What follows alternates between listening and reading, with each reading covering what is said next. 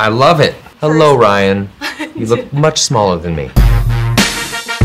Wow. Oh my God. Ryan.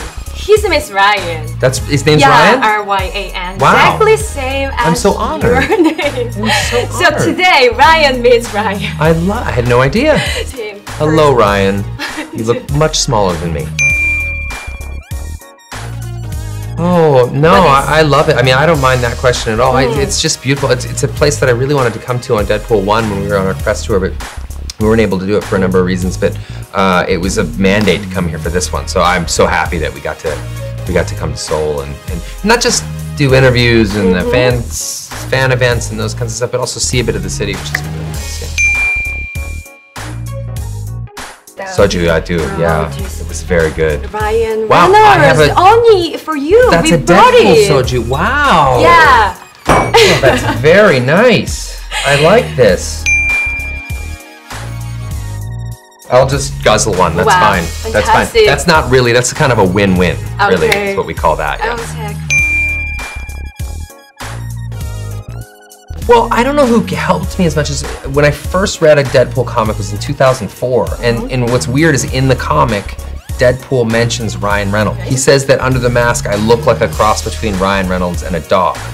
So I kind of clicked in. We had this sort of star-crossed love, like it was destiny or something. I don't know what it was, but when I started to read the comics, I just thought this is something that I can do in a way that I don't think anyone else has been able to do, and I would love. But the studios wouldn't make the movie, so it was 11 years of trying until we finally got the movie made. And I'm glad we waited that long because I think Deadpool kind of hit at right at the exact right time for it. So.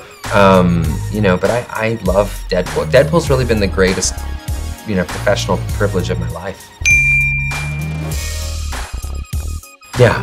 Well, Deadpool 1 is an origin story, which are always difficult to tell because you have to spend so much of the movie explaining to the audience who this guy is and why he is. So Deadpool 2 is so wonderful for us because you already know who Deadpool is, and we just get to hit the ground running. Deadpool 1 was a love story masquerading as a comic book movie, and this is actually more of a family film masquerading as an R-rated comic book movie. So I'm excited about that. Well, Cable is a super soldier from the future who comes back to our time to get this kid, and I'm trying to figure out why. Deadpool's never a guy that's going to save the world or anything like that. He's not that guy, but he will save a kid. He can only sort of.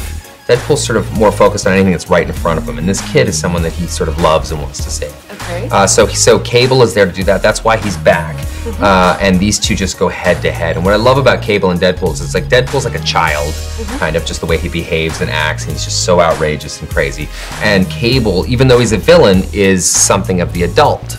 So it's sort of like you get this great grounded steel character in Cable, and that sort of juxtaposition or contrast with Deadpool is so much fun to see these two on camera.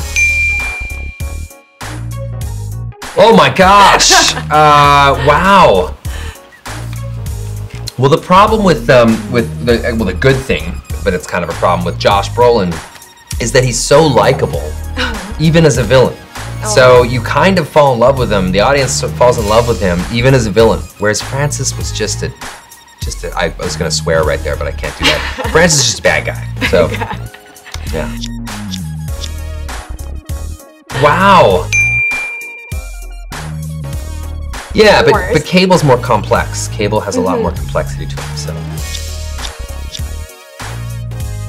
Yeah, Josh and I got along great. I mean, I met Josh a couple of times before, and we've always had a good laugh when we're together. But working together was amazing. Yeah, we became really good friends on the set. Well, X-Force is well, not unlike Deadpool. X-Force is a kind of a group of mercenaries that are morally flexible as well. They're not good, they're not bad. They sort of do the things that the X-Men won't do. But they're amazing. I mean, you have Shatterstar, Bedlam, Zeitgeist, Domino, Peter, who's just a normal guy. You know, and it's a pretty crazy group of people, and we're gonna get to see some of those guys' powers on film and on camera, and that's something I'm really. I think the Korean audience is gonna flip out for X-Force and for those characters in particular. Yeah, David was a stuntman for many years, and is such a smart director, and then worked his way up as a second unit director on a lot of movies, and then hit it out of the park with John Wick and with Atomic Blonde, and you know, he's a really gifted guy, and I can't wait to do another movie with him. He's so smart, and the action in Deadpool 2 is, I think, better than any action I've ever been a part of in any movie ever. He just really brought his A game, and I'm really proud of him. No, she's not. She loves the costume. My daughter goes crazy for the costume. When I'm in the scar makeup, she cries for like 10 hours straight. It's terrible because I wear all that scar makeup. So she sees her dad go to work in the morning looking normal like me, and then when she comes to visit 3 hours later, I look like I had a horrible accident or something. If like I jumped into a bin of acid or something. So that freaks her out. That freaks both of my daughters out so much. So my wife Blake and I, we try to keep our daughters away from set on the days when I'm in the makeup. But if I'm in the mask, no problem. Thank you very much, Celine. Thank you for the interview.